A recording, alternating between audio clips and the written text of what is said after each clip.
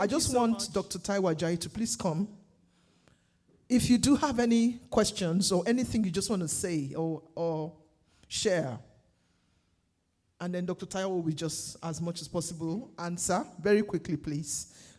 Any way we can get to include at the level of the children things that have to do with mental health in general that will suit their age, so that as they're growing up, it's a thing that they're aware of. It's a thing of that it's not just going to be something out of the blues that they're taking on. It becomes a thing that becomes more serious than it's expected to. But once they have this knowledge, they're informed, then I believe the society would have less things to tackle with. Yeah. Yes, thank you. That's a very relevant point. Thank you for asking it, Ma. Yeah, it is true. I think there are a few things. One of them is that we can learn to become emotionally intelligent parents in terms of really creating a space where children find it easy to express their emotions. The other thing I would also add to that is helping our children to name their emotions.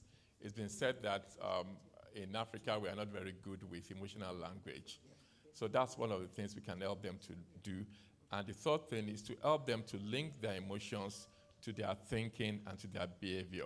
Many times when we see children, it's the behavior we see, but there's an emotion behind that behavior, and behind that emotion is a thought. So it's about when they're distressed, asking them to try and retrace their steps. What were you thinking of? What was your trigger? Because usually a trigger leading to a thought, leading to an emotion, and then a behavior. Wow, thank you. A lot of parents struggle. So where do the parents themselves get? Because before you can help your child, you need to know what you're doing yourself. I don't know if I'm alone. You know, there's so many parents that are struggling because of their own background and upbringing and all the emotions and baggages they're bringing. So where do the parents go from here? Yeah, I think there are two things. One of them is that people struggle with emotions, and we worry that is there any culturally relevant service.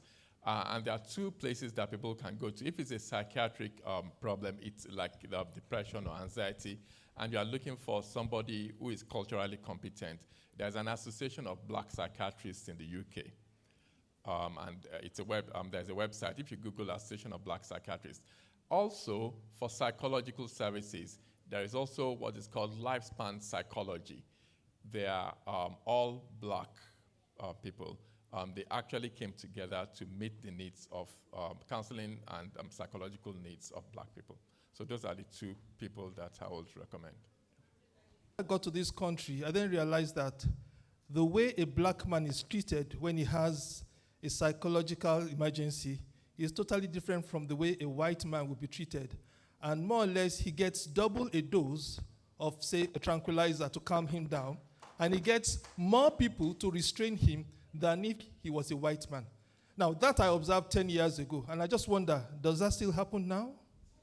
Thank you very much for that question. Just to add to that statistics, we also do know that a black person who lives in the UK, particularly a second-generation black person, is 5 to 12 times more likely to be detained under the Mental Health Act than somebody who is from a different race. But it doesn't end there, because the Royal College of Psychiatrists is doing quite a lot of work.